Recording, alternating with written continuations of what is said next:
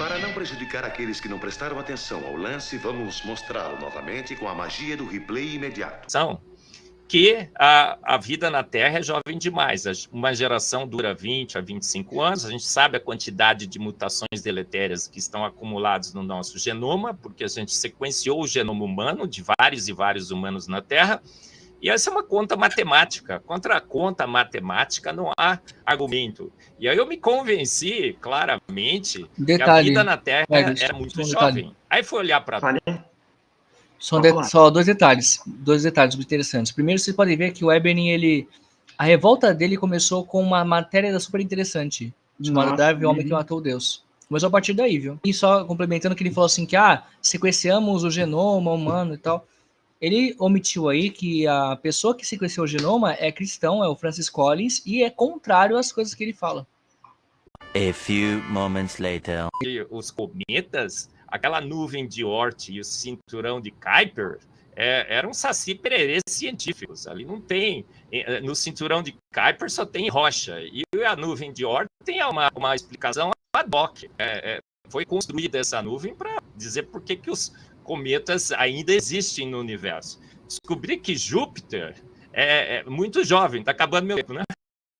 E lendo a Bíblia também, né, Nando, eu percebi que ela é totalmente favorável a uma Terra jovem, a um universo jovem. Tem uma lista imensa aqui de versículos que eu poderia citar. Eu vou conversar um pouco com o professor Tiago Maia agora. Fica até o Nando Moura ficou tonto disso, pessoal. Professor Tiago Maia, o que eu acho, eu como cristão, de verdade, para mim, o tempo da Terra não altera a minha fé em Cristo. Mesmo as descobertas, sejam elas darwinistas, ou sejam aqueles que creem absolutamente na aleatoriedade, aqueles que creem na aleatoriedade também cogitam uma inteligência por trás daquilo que nós somos hoje, entendeu? Ela partindo de uma divindade ou não partindo de uma divindade.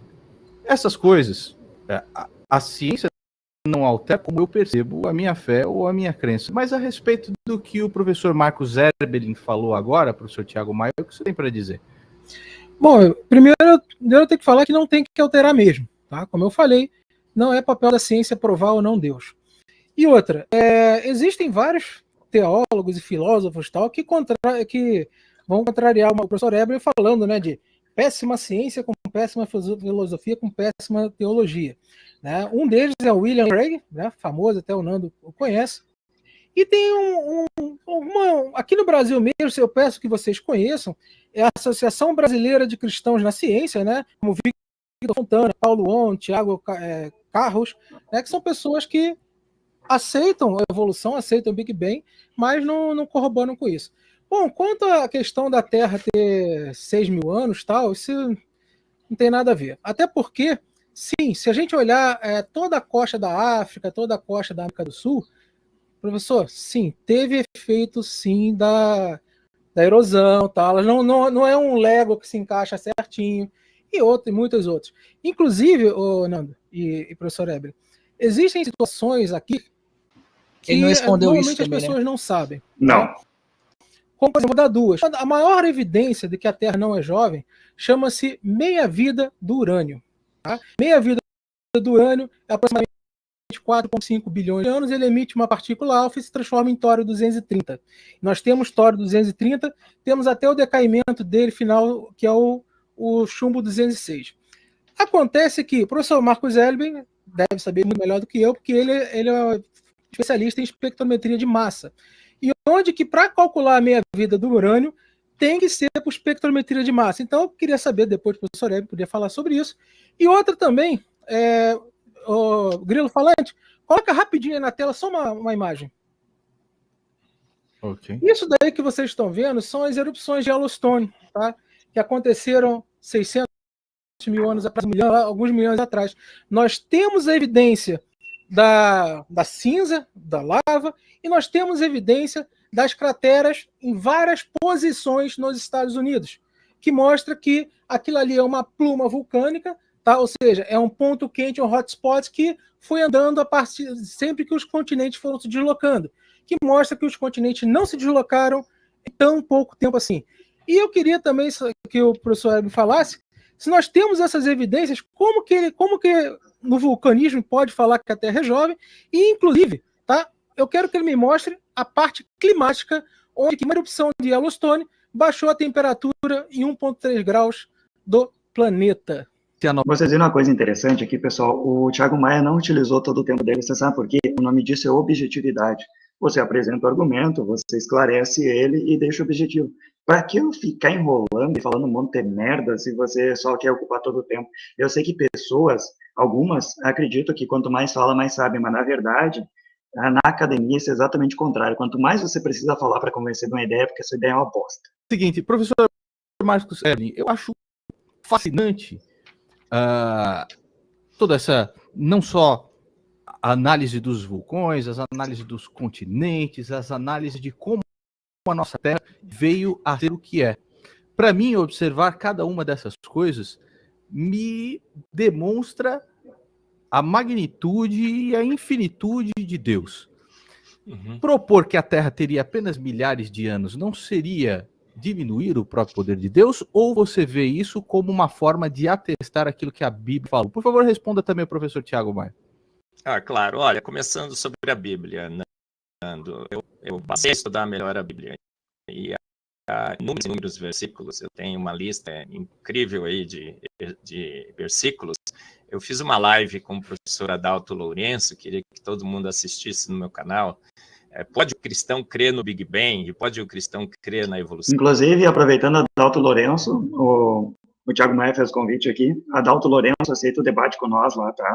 Debate com argumentação, tudo mais, da área que você gosta, da física, né? Que o Thiago somos, um é físico, outro é químico, você lá com o Marcos Zeb, um é físico, outro é químico. Fecha o esquema, tá? Então aceita aquele X2 lá. Não corre, velhinho, eu sou só um moleque. Vamos lá. Que a gente fala sobre essas evidências sobre a Terra jovem, o universo jovem, e das inconsistências cristãs ser um big-banguista e ser um evolucionista. Por exemplo, o Tiago citou a ABC2. A ABC2 defende uma tese indefensável, de que um grande Deus todo-poderoso, onipotente, onisciente, onipresente, um Deus bom, teria criado a vida por um processo natural não guiado. Teria usado a morte para sofisticar a vida. É o Deus do lenta, gradual e sucessivamente. Não faz o menor sentido. O Deus da evolução tem os seus atributos, Nando, corrompidos, completamente corrompidos. Eu sei que você não vê nenhum problema, porque eu também não vi, por 40 anos. Mas quando eu comecei a estudar a evolução e ler com detalhes a Bíblia, você percebe... Então, vocês entenderam que o Marcos Evelyn disse que por 40 anos ele não estava, né? Vocês entenderam isso, né? Ele disse que quando começou a estudar, então quer dizer que antes ele não estudava, vocês viram? Marcos Evelyn não estudava, confesso aqui. Valeu, Marcos Evelyn. Esperou 40 anos para estudar. Percebe que o Deus da evolução é um Deus totalmente desprovido dos seus atributos. Pior, quando você coloca Deus para guiar a evolução é um processo não guiado. Então você destrói a evolução. O Deus que guiou, se você põe Deus para guiar a evolução, você destrói a evolução, assim, porque rolando. É um processo não guiado. Você destrói Deus, porque ele usa um processo desastrado, um processo Ele está pressupondo que a evolução tem que ser um processo não guiado. Devagar, como se a ciência falasse isso. Não. Exato. A ciência fala da questão da aleatoriedade. Ela não entra na questão se Deus conduziu ou não, se é uma mente inteligente ou não. Exato. A teoria da evolução é apenas o processo evolutivo. É uma observação, assim, né? Você tem um ambiente, você tem as características individuais de cada um, e, portanto, você vê uma resposta delas ao ambiente, e, portanto, essa resposta, essa mudança, o pessoal classifica como evolução.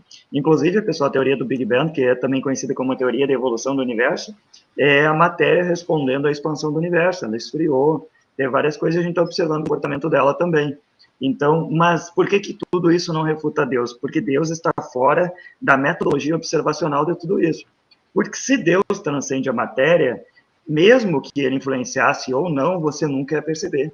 Porque se transcende a matéria. Exatamente. Então, exatamente. Está fora da metodologia científica, igual o Thiago falou muito bem, porque a ciência não tem um objetivo, pessoal. Por que a ciência, por exemplo, você não vai ver teses buscando Deus e tudo mais? Porque Deus, o conceito dele, tá? Principalmente o conceito que a gente conhece mais aqui no Brasil, é intestável. certo? Não dá para testar, não está dentro da metodologia. Portanto, o que não está dentro da metodologia não é ciência, porque você não vai conseguir resultados. Não tem como medir, mensurar, quantificar, não tem. Sim. Então, além disso, só complementando o que o Bruno Vox falou, né? Deus, ali, ó, Deus usou a morte de seu filho para salvar a humanidade. Ele quer impor o que acha certo para Deus, quer saber como Deus pensa. Exatamente. Ele fala que Deus não pode ter feito assim. Eles querem escolher, não pode ter feito dessa maneira. E é como falei, aí fala assim, tipo, Deus ganha a evolução, você destrói a evolução. Mas como é que destrói essa evolução? Nem entra nesse assunto. Exato. Então, não faz sentido. Então tem muitas coisas, né? O pessoal, ele exagera muito e quer fazer o pessoal embutir as ideias doidas dele. Mas o trabalho legal, o cara não deixar. Vamos lá pro React. Né? O bom que ficou muito claro, né? Ficou. Você vê que boa parte do tempo foi ele mostrando o fanatismo dele, atacando quem essa evolução, se esse argumento científico, e o Orlando deu umas respostas umas cortadas dessa parte muito boas também, teologicamente. Né? Então, é isso. Beleza.